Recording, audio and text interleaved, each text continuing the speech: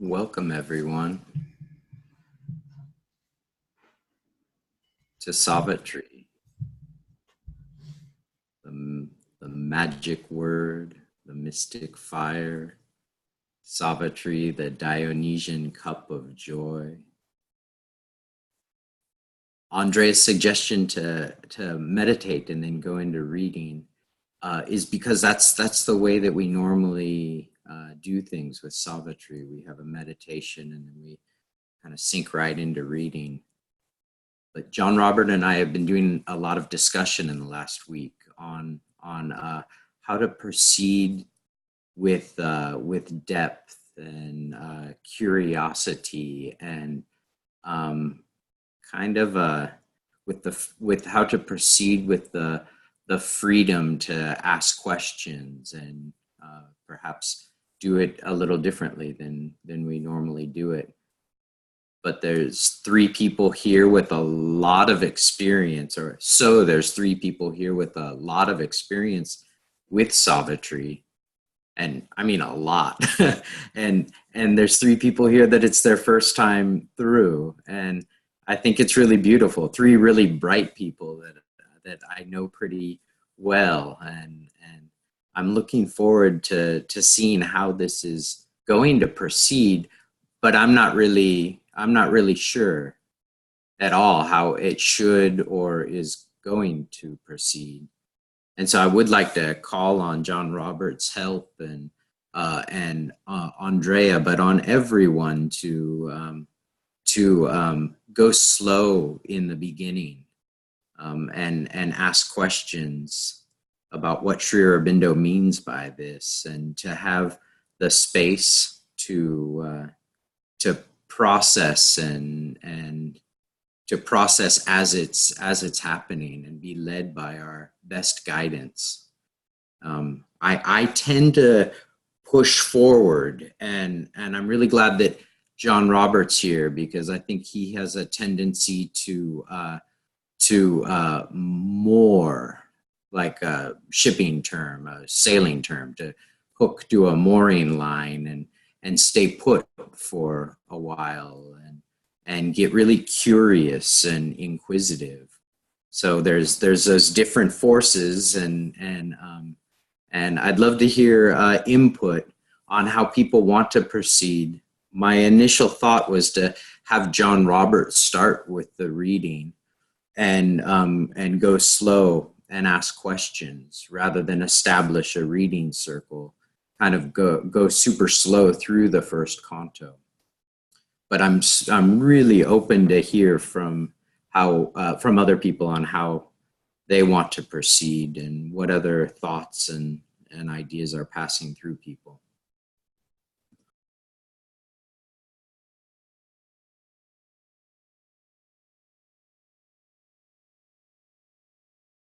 I'm just wondering, because okay, so I'm sure that, I imagine the whole poem is like this, but I probably reread the opening paragraphs a number of times because they're the opening paragraphs.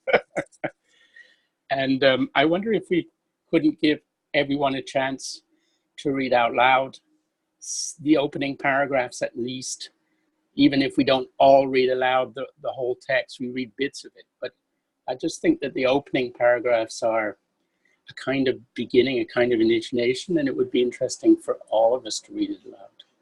Just a suggestion.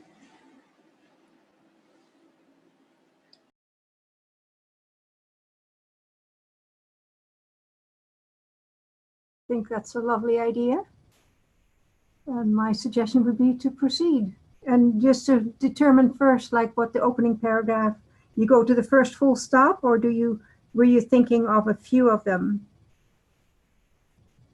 What do you mean by paragraph, Jeffrey? I think the first full stop would be fine. I can't remember how far along it is, but... what do you mean by full stop? The first, is it the one line break, is it? Okay, so yeah, those are sections. Yeah, just to get our terminology, there's two sections in the first canto. And the first section, the break, is on page 6. And I think we all have the same pagination. unless someone has a first edition, we should all have the same pagination. And that's a good thing to check, actually. Because if people have editions from 1950 to 1970, there's lines and words that have been changed and updated from the archives. So I'm curious. I know what books Andrea, Mary, and John Robert have. How about Marco and Jeffrey? I have a later edition. Okay. Can't remember which edition it is that I have. Are you online? It's a Kindle version. My guess is it's a later version then. Yeah, probably. But there are first edition purists that only read from the first edition. So I imagine that the first edition is also available by Kindle. Anyway, we'll figure that out. So to kind of get back to semantics, there's two sections. So just a minute, I have lost Jeffrey's image. Yeah, he went to his videos off because he looked something. Oh, there you are. Okay. Yeah, I was just checking I think I'm on my iPad and it doesn't keep the video at the same time as I'm looking around at something else. We could start by establishing a if we want to go this route and kind of sink into it by reading rather than talking. We could do a page each and kind of stopping at a period. So the first page doesn't end with a period, but there's a period in the at the end of the third line on the second page. Can you read the last few words of that? Just so Yes. To wake ignorance.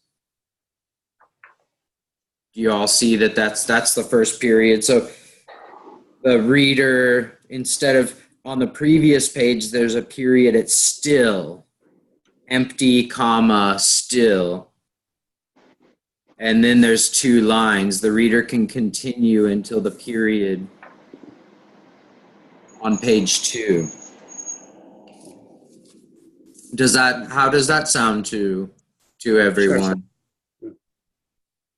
Okay. So then I'm going to establish the reading order based on my screen, and it might not be the same for everyone. But everyone, I think, needs to remember and maybe relate to who they come after. And if you can just remember who you come after, then the circle will be established. So there's really just one thing to remember. So I'm just going to go clockwise, starting with John Robert, then myself, then Andrea, then Jeffrey, then Mary, then Marco. Are people's screens configured in that same way? No, okay, that's funny. Okay, so John Robert, Matteo, Andrea, Jeffrey, Mary, Marco, and then we'll go, I think, a couple more. I think that it's 10 pages. But I don't know, how do people feel about interrupting and stopping and asking questions during the reading? There's John Robert and John Robert's group goes incredibly slow. He has a group in Placerville, and they, I think, took months for the first canto or something. But we finished the first book, so we finished the first 5 cantos, I think, and started on the second book. And we've been at it for a year, or more than a year. I think we've been at it for a year in May, this past May, and we read twice a month for about an hour and a half. But a lot of it is talking about, I mean, people will read something and they'll say, I have no idea what I just read. And so then we'll spend some time talking about it. And yeah, I found that really, really interesting and helpful. The first time I read it by myself, and I read it all the way through. There's nobody else there, and nobody to talk to. And after I'd read it for a while that way, I was in a group where somebody was reading it for the first time, and he was just a very smart man, and he was curious about it. Well, what is he saying here? And so we would stop, and I learned so much because I realized that just in reading it, I was taking a lot of it, just kind of letting it slip through without really delving into it. And Sri Aurobindo doesn't waste words. His words, every word is meaningful, and sometimes his sentences are just so loaded. So, but every group is different. So we need to see that.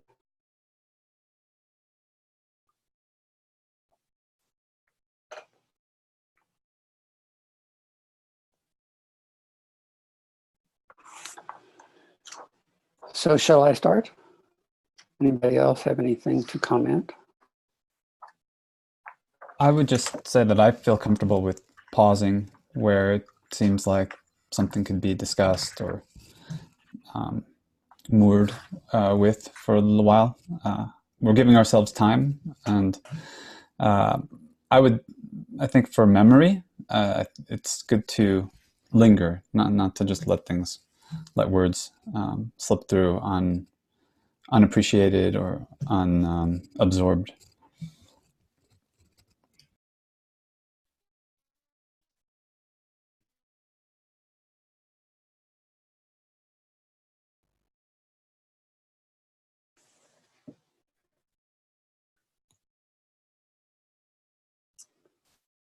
So I'll start unless somebody else has something that you'd like to say. I'm going to start again with the author's note, which comes a couple of pages before Canto I.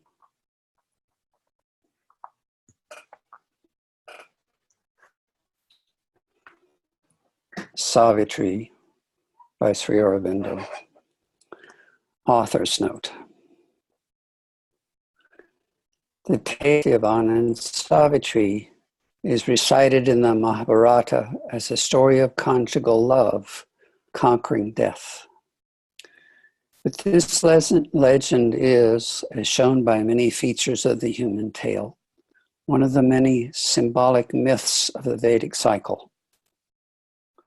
Satyavan is the soul carrying the divine truth of being within itself, but descended into the grip of death and ignorance. Savitri is the divine word, daughter of the sun, goddess of the supreme truth, who comes down and is born to save. Aswapati, the lord of the horse, her human father, is the lord of tapasya, the concentrated energy of spiritual endeavor that helps us to rise from the mortal to the immortal planes. Dyumatsena, lord of the shining hosts, father of Satyavan, is the divine mind, here fallen blind, losing its celestial kingdom of vision, and through that loss, its kingdom of glory. Still, this is not a mere allegory. The characters are not personified qualities, but incarnations or emanations of living and conscious forces with whom we can enter into concrete touch. And they take human bodies in order to help man and show him the way from his mortal state to a divine consciousness and immortal life. Sri Aurobindo. Part 1, books 1 to 3. Book 1, the Book of Beginnings. Canto I, the symbol dawn. It was the hour before the gods awake.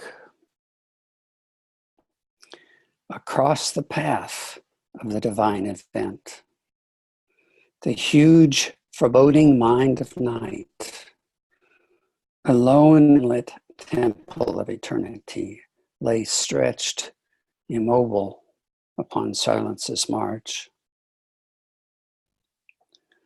Almost one felt, opaque, impenetrable, in the somber symbol of her eyeless muse, the abysm of the unbodied infinite.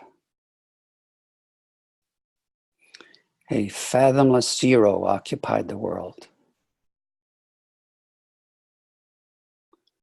A power of fallen, boundless self awake between the first and the last nothingness, recalling the tenebrous womb from which it came, turned from the insoluble mystery of birth and the tardy process of mortality, and longed to reach its end in vacant naught.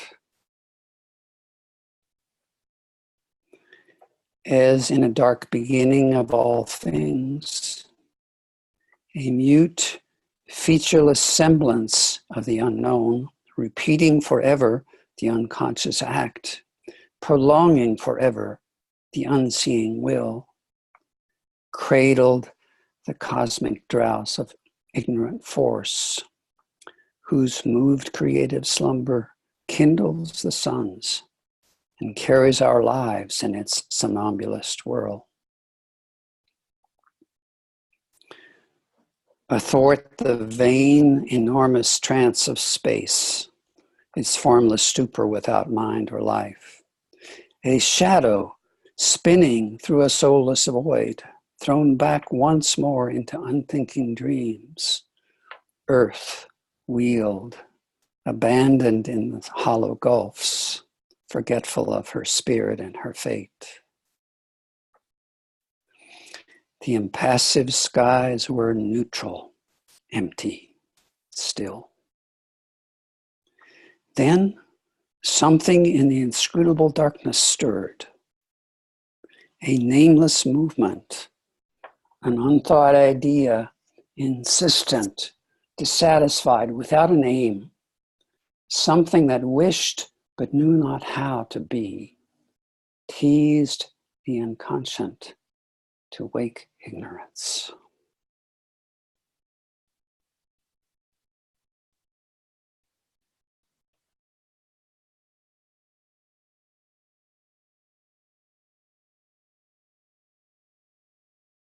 A throe that came and left a quivering trace, gave room for an old tired want unfilled, at peace in its subconscient moonless cave, to raise its head and look for absent light, straining closed eyes of vanished memory, like one who searches for a bygone self and only meets the corpse of his desire. It was as though even in this naught's profound, even in this ultimate disillusion's core, there lurked an unremembering entity, survivor of a slain and buried past, condemned to resume the effort and the pang, reviving in another frustrate world. An unshaped consciousness desired light, and a blank prescience yearned towards distant change. As if a childlike finger laid on a cheek, reminded of the endless need in things, the heedless mother of the universe, An infant longing clutched the somber vast. Insensibly, somewhere, a breach began, a long, lone line of hesitating hue, like a vague smile tempting a desert heart, troubled the far rim of life's obscure sleep. Arrived from the other side of boundlessness, an eye of deity peered through the dumb deeps, a scout in a reconnaissance from the sun. It seemed amid a heavy cosmic rest, the torpor of a sick and weary world, to seek for a spirit, soul and desolate, too fallen to recollect forgotten bliss. Intervening in a mindless universe, its message crept through the reluctant hush, calling the adventure of consciousness and joy, and conquering nature's disillusioned breast, compelled renewed consent to see and feel.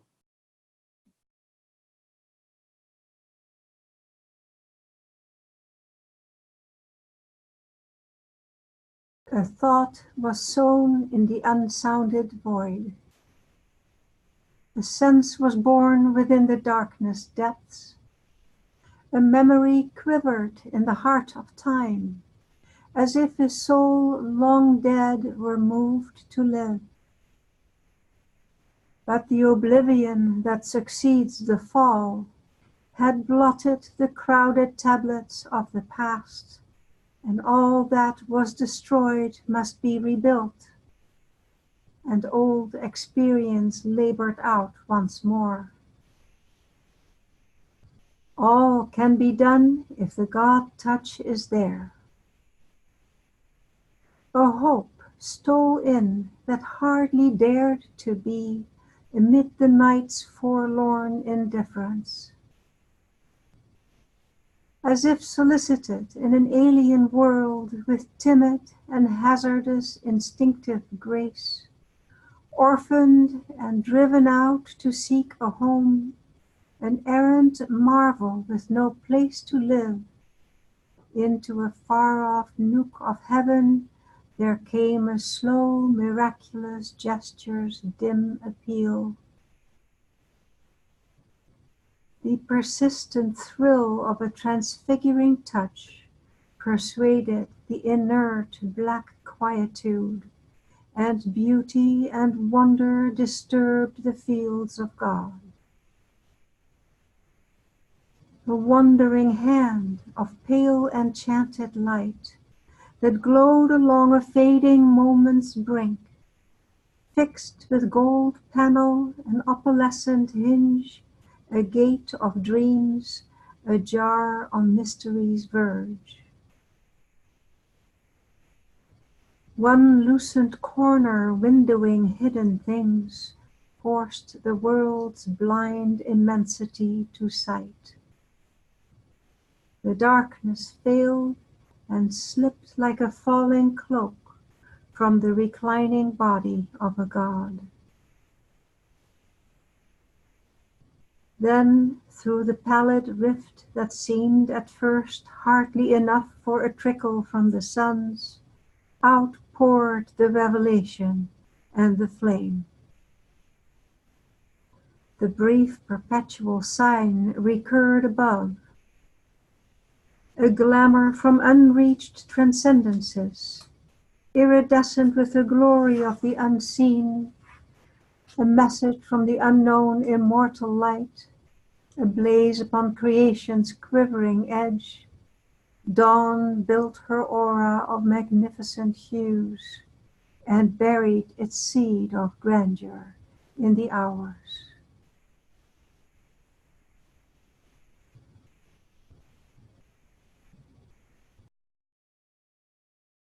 So I'll need somebody to tell me where to stop because I don't have the pages here. At the I'm sorry. At the revealing sky, the high boughs prayed in a revealing sky. Okay. An instant's visitor, the Godhead shone. On life's thin border, while vision stood and bent over earth's pondering forehead curve. Interpreting a recondite beauty and bliss in colors, hieroglyphs of mystic sense, it wrote the lines of a significant myth telling of a greatness of spiritual dawns, a brilliant code penned with the sky for page. Almost that day, the epiphany was disclosed, of which our thoughts and hopes are signal flares. A lonely splendor from the invisible goal almost was flung on the opaque inane. Once more, a tread perturbed the vacant vasts. Infinity's center, a face of rapturous calm, parted the eternal lids that open heaven. A form that far beatitudes seem to near. Ambassadress twixt eternity and change, the omniscient goddess leaned across the breadths that wrap the fated journeyings of the stars and saw the spaces ready for her feet. Once she half looked behind for her veiled son, then, thoughtful, went to her immortal work. Earth felt the imperishable passage close. The waking ear of nature heard her steps, and wideness turned to her its limitless eye. And scattered on sealed depths, her luminous smile kindled to fire the silence of the worlds. All grew a consecration and a rite. Air was a vibrant link between earth and heaven. The wide-winged hymn of a great priestly wind arose and failed upon the altar hills. The high boughs prayed in a revealing sky. Is that the end? Sorry. Okay.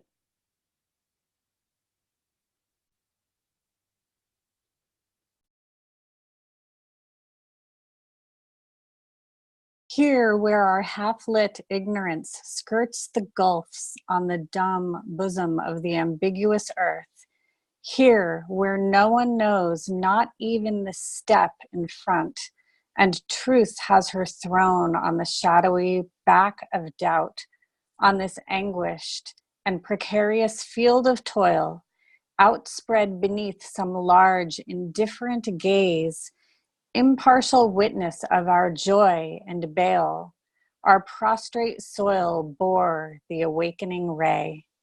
Mary? Here, yes. Could you read that all once more? It's just so beautiful. Sure. Thank you. Here where our half-lit ignorance skirts the gulfs on the dumb bosom of the ambiguous earth, here where no one knows, not even the step in front, and truth has her throne on the shadowy back of doubt.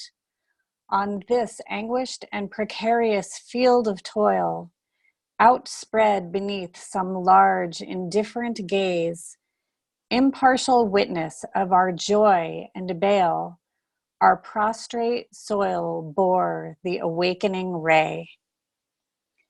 Here too, the vision and prophetic gleam lit into miracles, common meaningless shapes.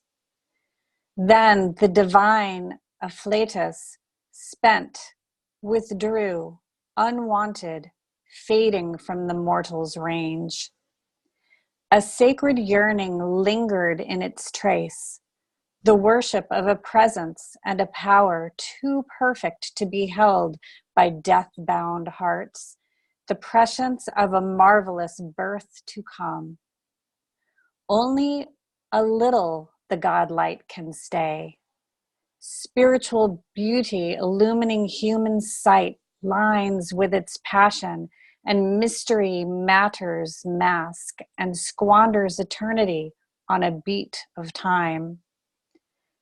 As when a soul draws near the sill of birth, adjoining mortal time to timelessness, a spark of deity lost in matter's crypt, its luster vanishes in the inconscient plains. That transitory glow of magic fire, so now dissolved in bright, accustomed air. The message ceased and waned the messenger. The single call, the unaccompanied power, drew back into some far-off secret world the hue and marvel of the supernal beam. She looked no more on our mortality.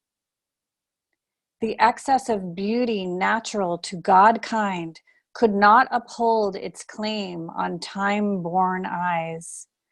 Too mystic real for space tenancy, her body of glory was expunged from heaven. The rarity and wonder lived no more.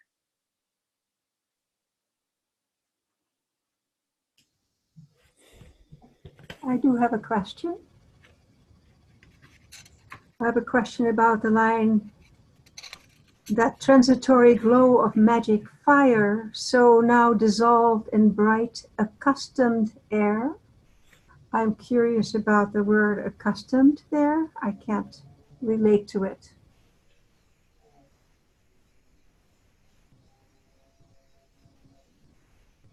I think of it as meaning accustomed in the sense of ordinary. It's like the vision that we're seeing is kind of dissolving, and we're returning back to more of an ordinary way of seeing. Mm-hmm, mm-hmm. Yeah, that makes sense. Thank you. I think of it in these states also, we lose the marvel of what this is, that we can even walk and think and breathe and communicate and build cities. We've become accustomed to all this so quickly. Drop someone into 2020 who's from the early the turn of the millennia and the turn of the last millennia, and they're going to be in shock.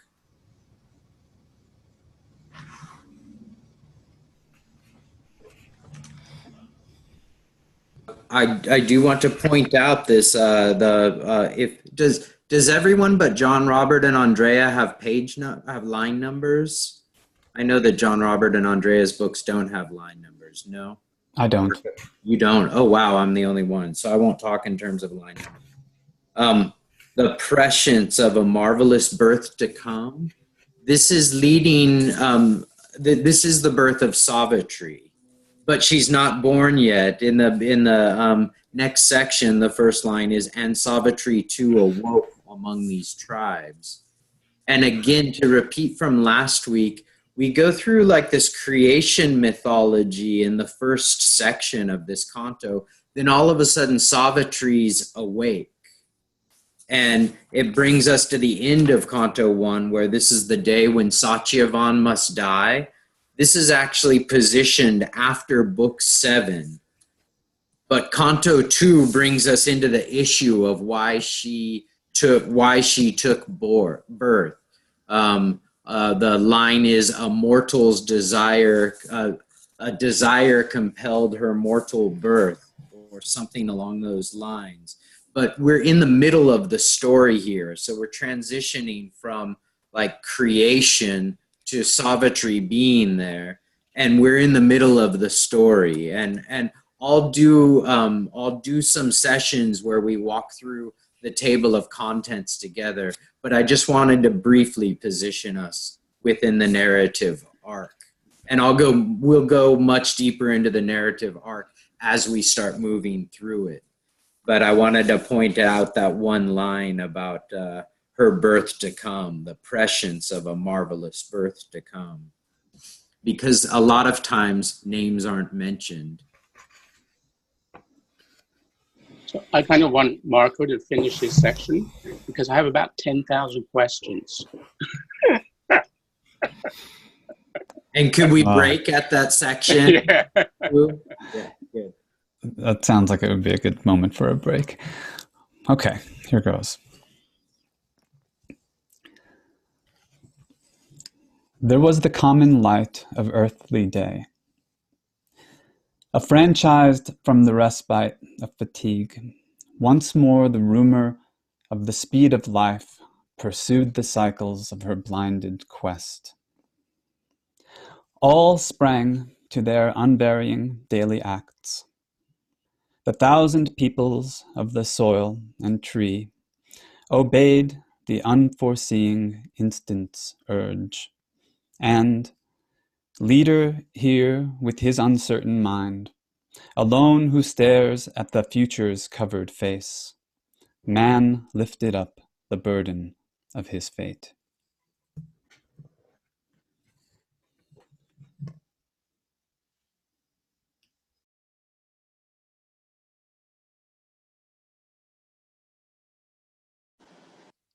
So one of the things I noticed is when I read the passage, I understood it better, the part that I read, than the parts that other people read. So there's the logic of reading aloud, right?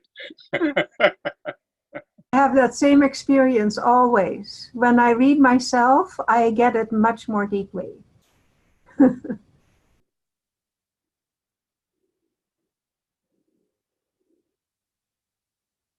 Yeah, my experience with Savitri is if I'm not really, really, really paying attention, if I let my mind drift a little bit, I get lost. And of course, when I read, then there's a certain necessity of reading and paying attention. But it's really worthwhile to try to pay attention when other people are reading too. And it's necessary because the words are so full, there's nothing superfluous in it. And it's really deep.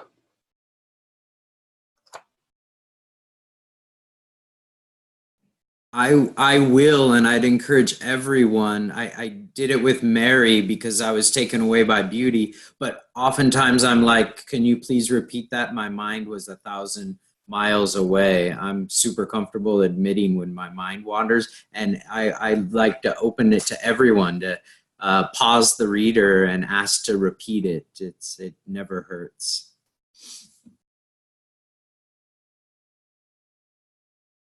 So maybe to begin with, Matteo, we could pay attention to this section about naught and zero in the opening lines. So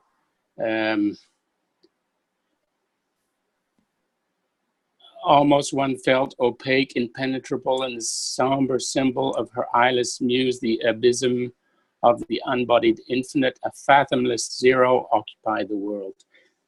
This idea of the zero and the naught, which comes back. Can somebody talk to me a little bit about that? Yeah, I can talk about it. So let's look at the title of this canto. It's called The Symbol Dawn. So it's a dawn, but it's also a symbol of something. And so this canto is about the day when Satyavan is going to die, and we're looking at the beginning of that day. And Sri Aurobindo is saying, this beginning of this day is a symbol of something else, or something else is getting replayed. And what is it? Well, he's saying this is the hour before the gods awake. So we're in mythic time now, or maybe we're outside of time. And then he says, across the path of the divine event, something is in the way of this divine event. He hasn't told us what the divine event is yet, but he says something's lying across the path of it. The huge foreboding mind of night alone lay stretched. This foreboding mind of night is lying stretched across the path of the divine event. And then he goes on to elaborate what that is. And he's talking in mythic terms, so it's not like we can say, oh, I know precisely what this is, but he's giving us a whole lot of images about what it is. It's somebody was writing about this. One of Sri Aurobindo's disciples was writing about this first part of the canto, and he was saying Sri Aurobindo was rewriting this canto this way. He rewrote this canto, 48 times or something like that. He was rewriting it this way because at that time in his own personal sadhana, he was delving into the physical, trying to make the physical open so that it could be divinized, trying to divinize matter.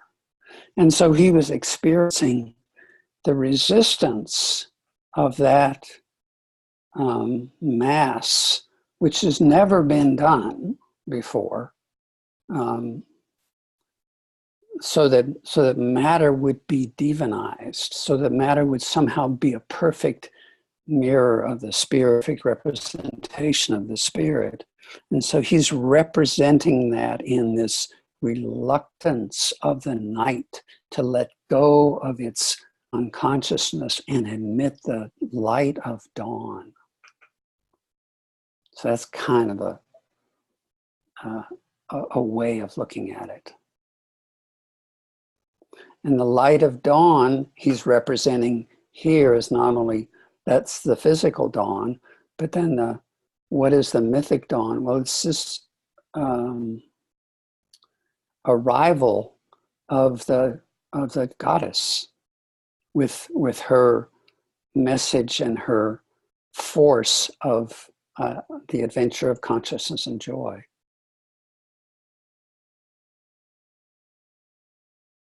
Thank you. That's very helpful. You're welcome. It just dawned on me, and it's really interesting that he starts the Life Divine with the Vedic quote from Kutsa Angirasa that we read and I chanted a few times. It represents it's dawn representing or symbolizing the human aspiration. The first chapter of the Life Divine, the first motto of the Life Divine is dedicated to dawn. Usha, what is her scope when she harmonizes with the dawns that shone out before and those that now must shine? She desires the ancient mornings and fulfills their light. Projecting forwards her illumination, she enters into communion with the rest that are to come.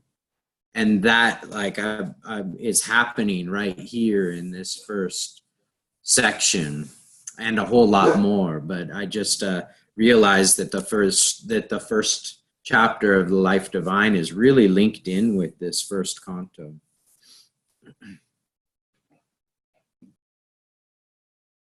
And a little bit about not and nothingness in the cosmology that Sri Aurobindo is spelling out. The inconscient, capital I, is like the negative of the negative identical of the infinite transcendent. I don't know how else to put this. It seems so theoretical. But there is a sensory thing that happens. The inconscient is infinite, and it's vacant, a vacant, vast nothingness. And they're only sensing. I can't really put this into words. There's just like a sensing that it's the mirror opposite of the infinite transcendent, like the absolute, rather than the cosmic infinite. But the absolute that's outside of that is like the mirror of that, whatever the opposite of nothingness is, complete fullness. And bringing in both those words, complete and fullness, that's Sri Aurobindo's definition of integral also. right? This word integral gets in Sanskrit translation is purna, fullness or completeness or infinity. So I see the inconscient with a capital I, inane with a capital I, all these words, nothingness with a capital N.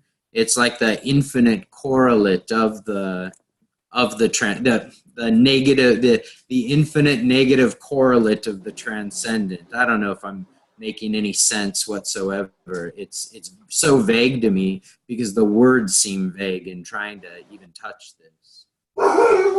And is the not zero, is that Aurobindo, or is that the Vedic myths on, is that in the Vedic stories that he's building this out of? He's building this from the Mahabharata with a lot of influence from the Veda.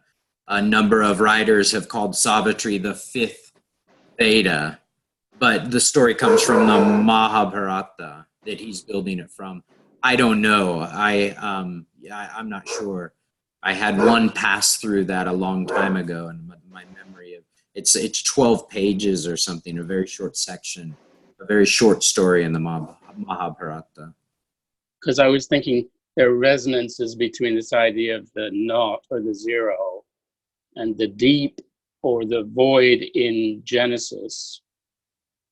So it's a different origin myth, right? And in Paradise Lost, what we're reading is chaos.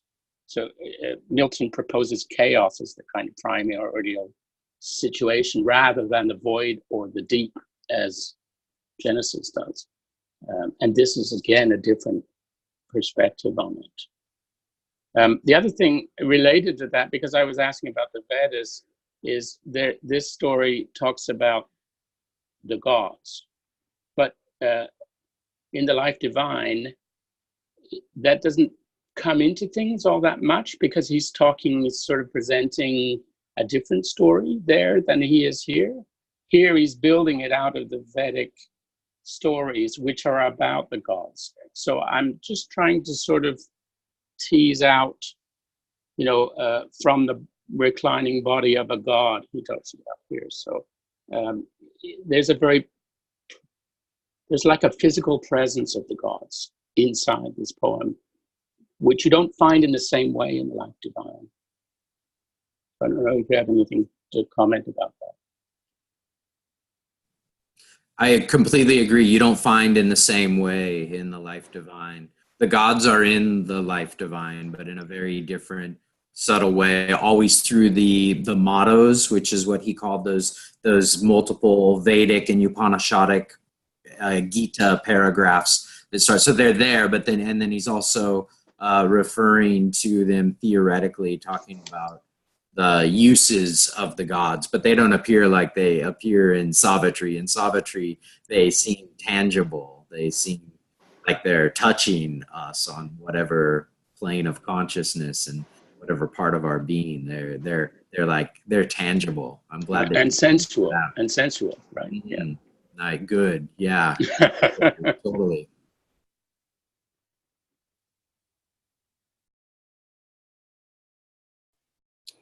Yeah, so I would say The Life Divine, of course, is a philosophical work, and this is a poetic work, so they have the different sensibility that comes from that. And I'd also like to say a couple of things about not. Matteo was talking about it being kind of the nadir of the transcendent, and when Sri Aurobindo talks about that, he's talking about the inconscient. That's another word he uses for it.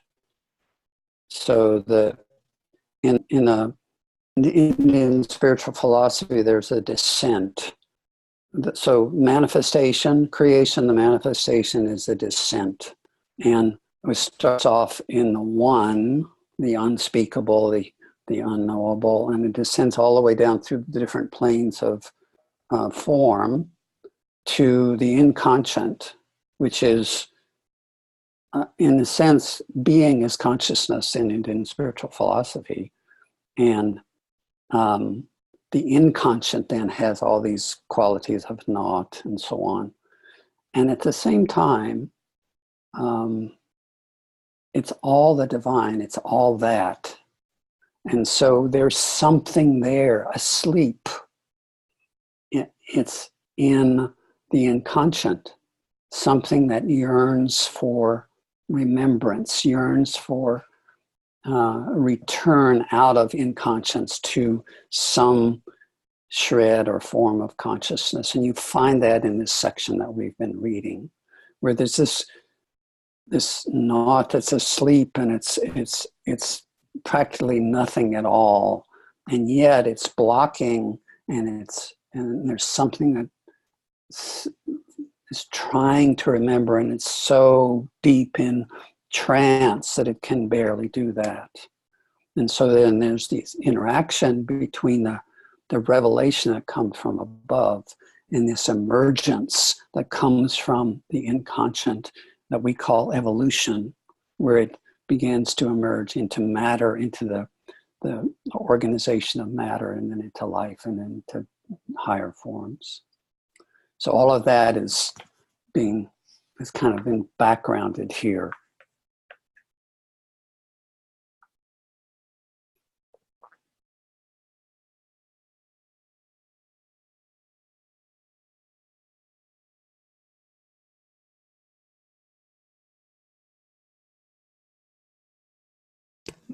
Matteo, I'm glad you made the connection with the life divine, because that's my main context for understanding this work. And the opening of both books with a dawn and the evocation of kind of like endless series of dawns. That's that first epigraph to chapter 1 of Life Divine. For me, it gives me a sense of the cosmology here, and the zero being one aspect of that cosmology. It's like the midnight on the other side of the dawn. And so my understanding from Life Divine is consciousness is going through these cycles eternally. And universes are huge projects of growing self-awareness, growing transparency, growing divinity, but from a seed that's already conscious and divine. And so that seed is what's finding itself. It's finding its own life in the inconscient, in the inane, which I thought was an interesting word. But if you think about it, inane, it's like as in inanimate, like non-minded. That's what makes it dumb, or as the word inane might suggest. And so I'm sensing here that we're on that. This is that moment before the dawn, moment before the next awakening. And the gods in Aurobindo's conception, as I understand it, they're really transhuman. Like we are on the way there, and they're like the supramental beings who are awake to the whole cycle. That's my feeling about it, at least at this point.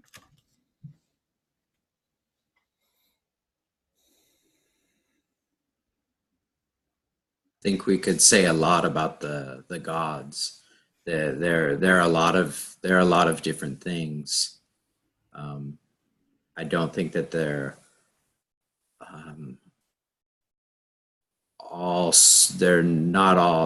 not from the supramental plane within Sri Aurobindo's cosmology and context.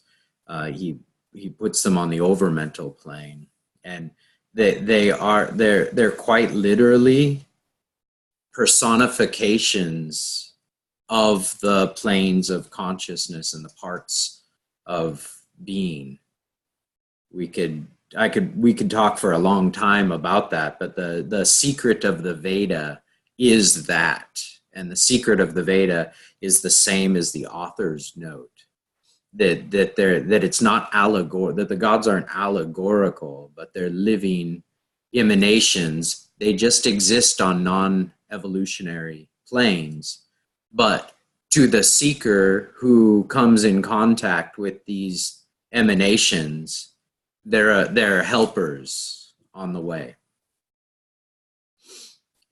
I'm super happy to talk offline about what all these gods actually correlate, because it's fun to invoke that and to invoke Usha for the human aspiration, things like that. It's not just like planes of consciousness, but it like Usha can be invoked for our highest aspiration, for that cause, as well as Agni for like the divinization of matter. There's lots.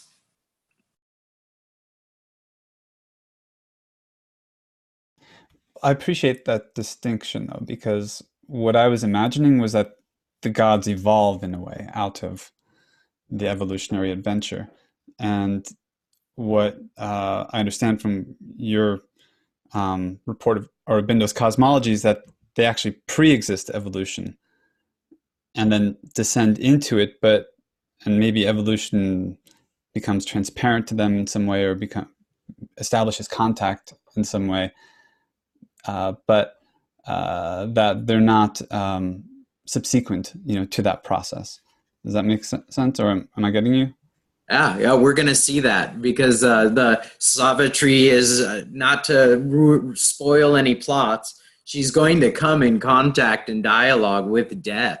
And it's going to exist on these planes that are outside of our normal planes. And there's long passages where Sri Aurobindo just keeps repeating the words weird and vague over and over again, because we enter into these worlds that aren't normal to us, and that's where the interaction is playing, if you will.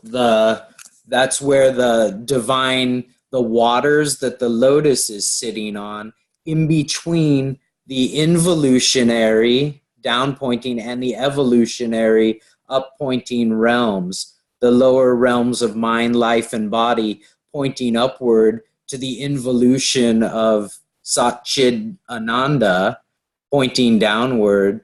The lotus, the supreme avatar in the middle, floating on the waters. That's the realm in which these two things are actually touching. And Savitri, Sri Aurobindo bring us there with the god of death for the last 3 books after Satyavan dies.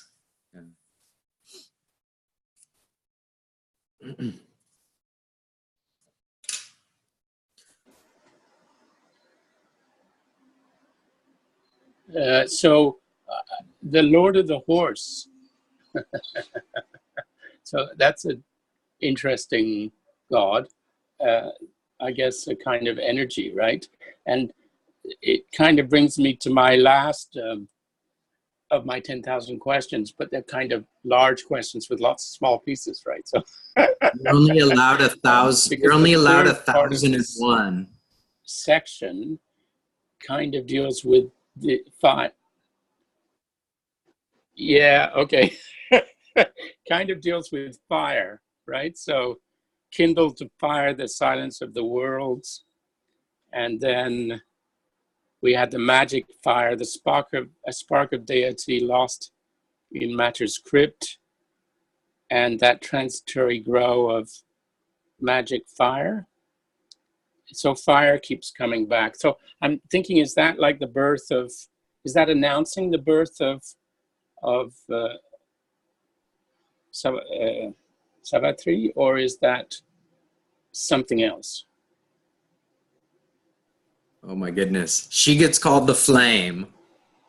And oftentimes we can think of fire as Agni, which is matter, right? The burning Agni, which is the second motto of the life divine.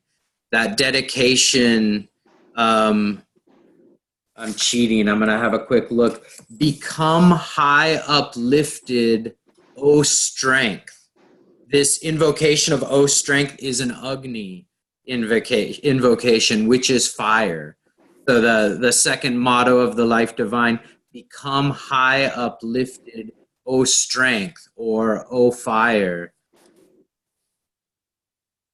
Pierce all veils, manifest in us the things of the Godhead.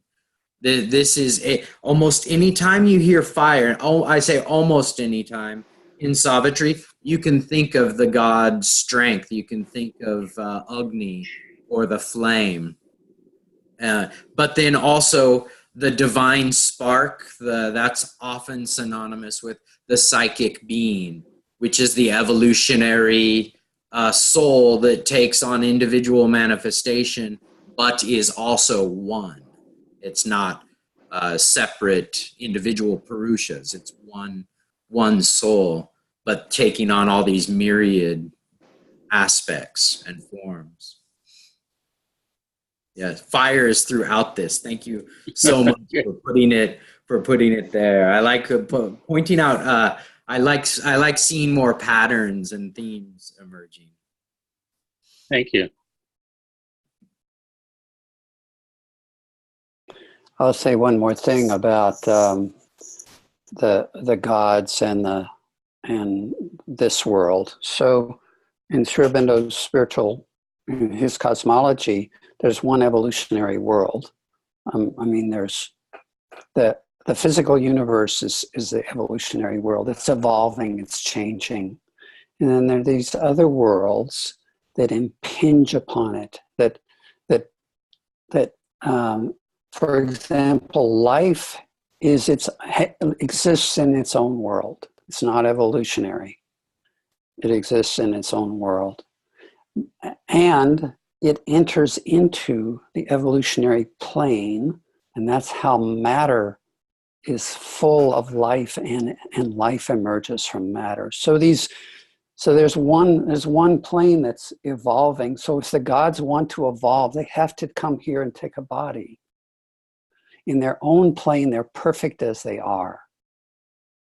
But Savitri at some point says, this world is the world of the great heroism, because this is the world that's trying to move through all of those planes back to total oneness. So we're gonna go through a lot of these different planes in this book, and we'll see them. Sri Aurobindo will describe them vividly, and if we remember that, yes, they're their own place. We can go there. Sometimes maybe we go there in dreams or in visions, but here, some of their energy and influence comes in here, and then we get the birth of life, and we get mind, and we get different planes of consciousness that are kind of mixed and enable evolution to happen here.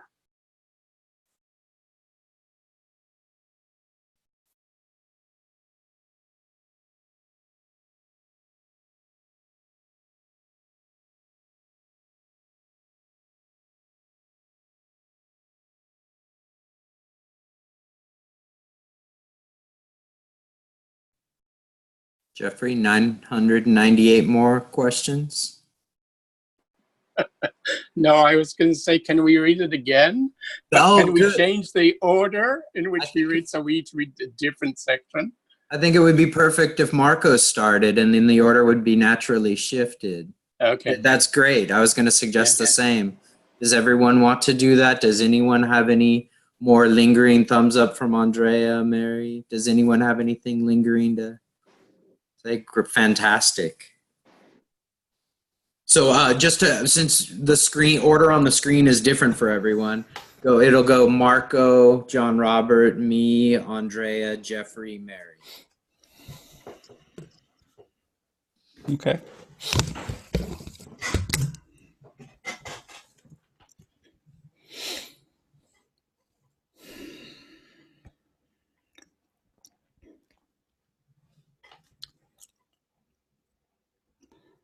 Canto I, the symbol dawn.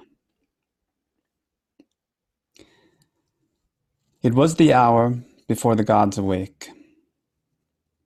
Across the path of the divine event, the huge, foreboding mind of night, alone in her unlit temple of eternity, lay stretched, immobile, upon silence marge. Almost one felt opaque, impenetrable, in the somber symbol of her eyeless muse, the abysm of the unbodied infinite. A fathomless zero occupied the world. A power of fallen, boundless self, awake between the first and the last nothingness, recalling the tenebrous womb from which it came, turned from the insoluble mystery of birth and the tardy process of mortality, and longed to reach its end in vacant naught. As in a dark beginning of all things, a mute, featureless semblance of the unknown, repeating forever the unconscious act, prolonging forever the unseeing will, cradled in the cosmic drowse of ignorant force, whose moved creative slumber kindles the suns and carries our lives in its somnambulist whirl. Athwart the vain enormous trance of space, its formless stupor without mind or life, a shadow spinning through a soulless void, thrown back once more into unthinking dreams, earth wheeled abandoned in the hollow gulfs, forgetful of her spirit and her fate. The impassive skies were neutral, empty, still. Then something in the inscrutable darkness stirred, a nameless movement, an unthought idea, insistent, dissatisfied, without an aim, something that wished but knew not how to be, teased the inconscient to wake ignorance.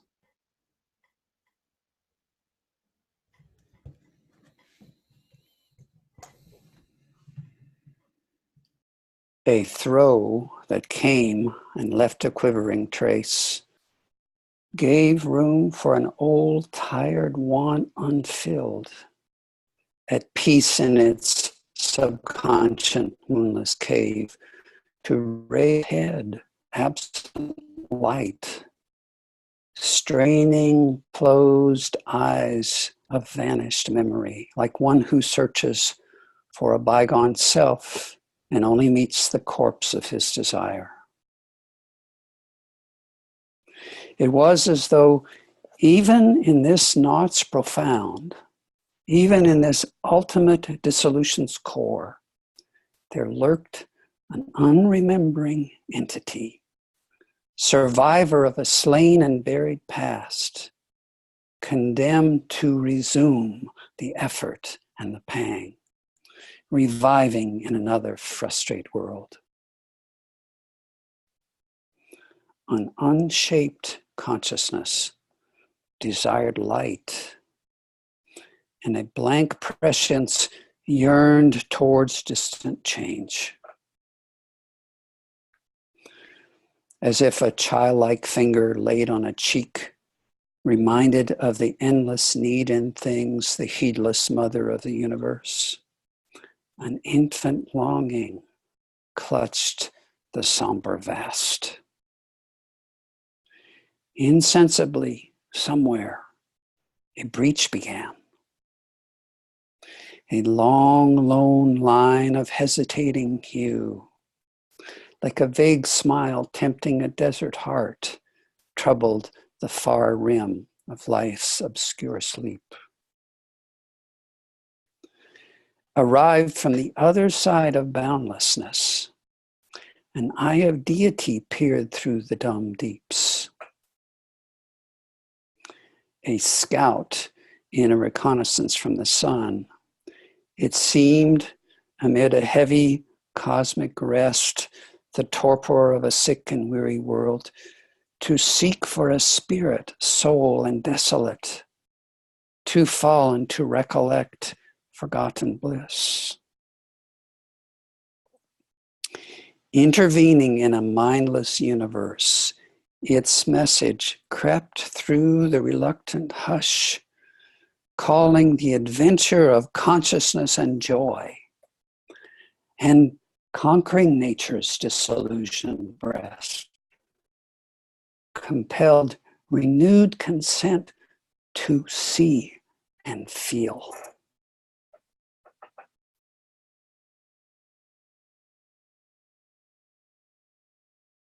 A thought was sown in the unsounded void. A sense was born within the darkness depths. A memory quivered in the heart of time, as if a soul long dead were moved to live. But the oblivion that succeeds the fall had blotted the crowded tablets of the past, and all that was destroyed must be rebuilt, and old experience labored out once more. All can be done if the God touch is there.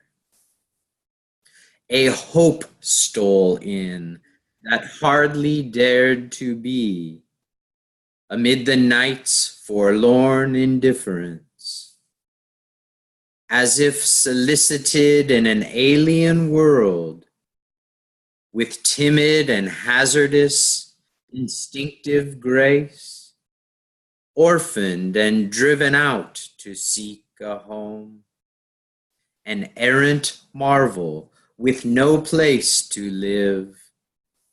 Into a far-off nook of heaven there came a slow, miraculous gesture's dim appeal. The persistent thrill of a transfiguring touch persuaded the inert black quietude, and beauty and wonder disturbed the fields of God. A wandering hand of pale enchanted light that glowed along a fading moment's brink, fixed with gold panel and opalescent hinge, a gate of dreams, ajar on mystery's verge. A wandering hand of pale enchanted light that glowed along a fading moment's brink, fixed with gold panel and opalescent hinge, a gate of dreams, ajar on mystery's verge. One lucent corner, windowing hidden things, forced the world's blind immensity to sight. The darkness failed and slipped like a falling cloak from the reclining body of a god. Then, through the pallid rift that seemed at first hardly enough for a trickle from the sun's, outpoured the revelation and the flame. The brief perpetual sign recurred above, a glamour from unreached transcendences, iridescent with the glory of the unseen, a message from the unknown immortal light ablaze upon creation's quivering edge, dawn built her aura of magnificent hues and buried its seed of grandeur in the hours. An instant's visitor, the Godhead shone. On life's thin border awhile the vision stood, and bent over earth's pondering forehead curve. Interpreting a recondite beauty and bliss in colors hieroglyphs of mystic sense, it wrote the lines of a significant myth, telling of a greatness of spiritual dawns, a brilliant code penned with the sky for page. Almost that day the epiphany was disclosed, of which our thoughts and hopes are signal flares. A lonely splendor from the invisible goal almost was flung on the opaque inane. Once more a tread perturbed the vacant vasts. Infinity's center, a face of rapturous calm, parted the eternal lids that open heaven. A form from far beatitudes seemed too near. Ambassadress twixt eternity and change, the omniscient goddess leaned across the breadths that wrap the fated journeyings of the stars, and saw the spaces ready for her feet. Once she half looked behind for her veiled son, then, thoughtful, went to her immortal work. Earth felt the imperishable's passage close. The waking ear of nature heard her steps, and wideness turned to her its limitless eye, and scattered on sealed depths her luminous smile kindled to fire the silence of the worlds. All grew a consecration and a rite. Air was a vibrant link between earth and heaven. The wide-winged hymn of a great priestly wind arose and failed upon the altar hills. The high boughs prayed in a revealing sky.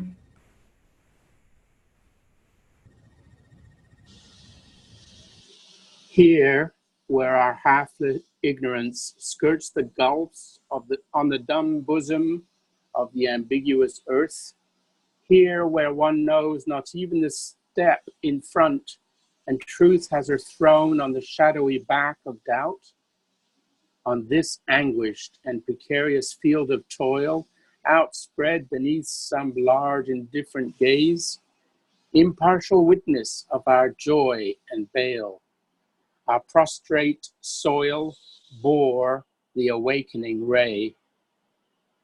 Here too, the vision and prophetic gleam lit into miracles, common, meaningless shapes.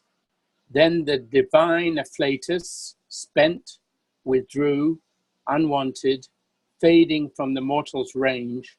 A sacred yearning lingered in its trace, the worship of a presence and a power, too perfect to be held by death-bound hearts, the prescience of a marvelous birth to come.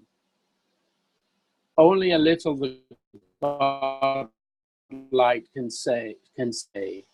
Spiritual beauty illuminating human sight lines with its passion and mystery matter's mask and squanders eternity on a beat of time. And when a soul draws near the sill of birth, adjourning mortal time to timelessness, a spark of deity lost in matter's crypt, its luster vanishes in the inconscient plains, that transitory glow of magic fire so now dissolved in bright, accustomed air. The message ceased and waned of the messenger. The single call, the uncompanioned power, drew back into some far-off secret world the hue and marvel of the supernatural beam. She looked no more on our mortality. The excess of beauty natural to Godkind could not uphold its claim on time-born eyes. Too mystic real for space tenancy, her body of glory was expunged from heaven. The rarity and wonder lived no more.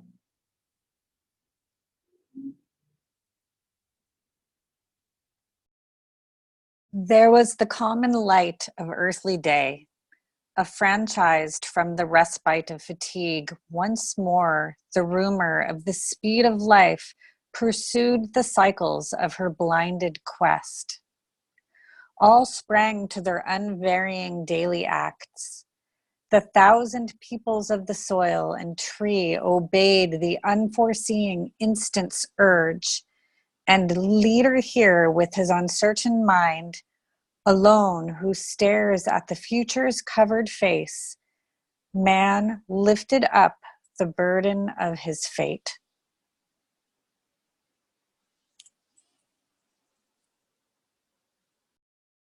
I'd like to ask if anyone has any burning questions, and then do we have 15 minutes to work toward the end of the canto?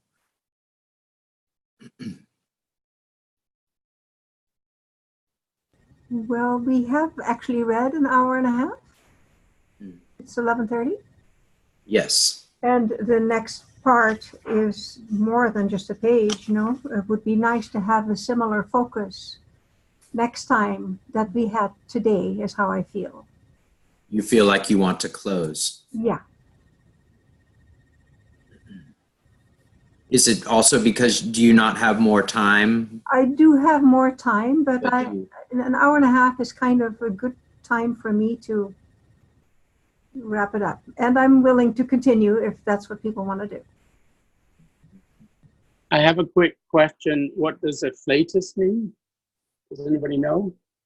It means, The divine afflatus spent, withdrew, unwanted. means inspiration. Okay.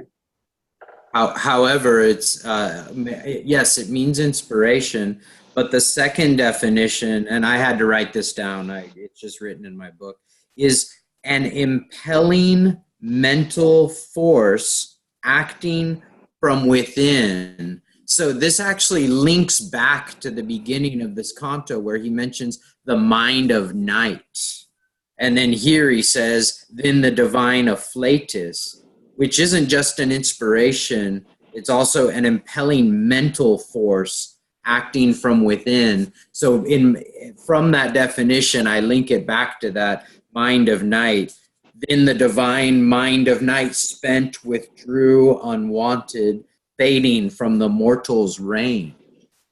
I don't know. Maybe I'm reaching with the connection there, but I think it's talking about the goddess who has appeared, and then she's withdrawing, and I think Sri Aurobindo piles image and metaphor upon metaphor upon metaphor.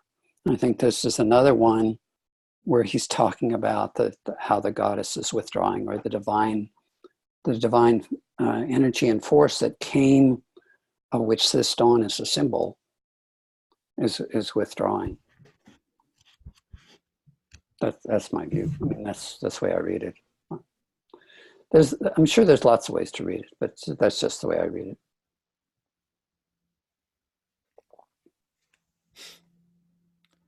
Regarding the timing, I wanted to clarify, is this a 90-minute or a 2-hour meeting? 90 to 2 hours, so somewhere in that range. Okay. Yeah, I'm open either way to continue discussion or continue a little bit. I just wanted to check in. Yeah, is that everyone else who, yeah, I wouldn't mind chatting about this. Is that everyone else's understanding that it was, I think it was set at 90 minutes with like kind of a loose ending like we were doing with the Life Divine group. That works for me, I'll say. And I also would prefer to put the second part of the canto off till when we could focus. I have a little more time, but not that much more time. And it's a big bite to chew. So that's good to know. Thanks. I like that idea too. But I like to dawdle through it. I like to dawdle through Savitri and really savor it. So that's my preference. I'm happy with dawdling. We often do 2 hours in sessions, but I always find 2 hours wrings me out. Whereas 90 minutes, I kind of feel like I still got a little bit of energy left. And so I'm happy to break after 90 minutes. I think we did a good session today. And I too think we should put off the next bit. I need to think about what we've done and reflect on it and meditate about it.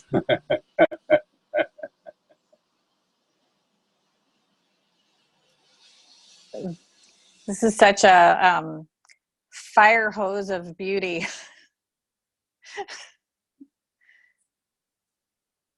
So thank you. I know I haven't said a lot, but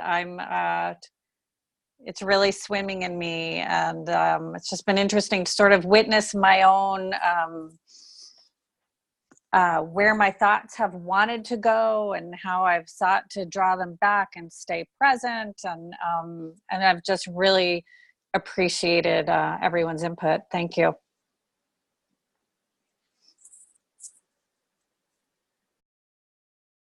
The one strong preference that I do have is ending with meditation, where after everyone is complete. And it sounds like everyone's pretty complete. Mary did bring up one line in my head, the swimming that she said. One of my favorite lines that I've been swimming with is, "And swimmers of love's laughing fiery floods." And swimmers of love's laughing fiery floods. Sri Aurobindo. Anyone have any other last comments before meditation? In case I don't get a chance, I'd just like to thank everybody for their participation today. It's been very nice, wonderful. I want to add to it. It's lovely to be with you all and share this. Really, really very fine.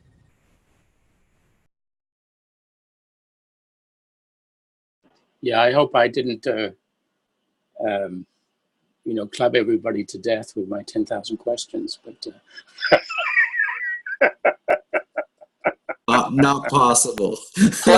Club on, young man, club on. Yeah, thank you, everyone.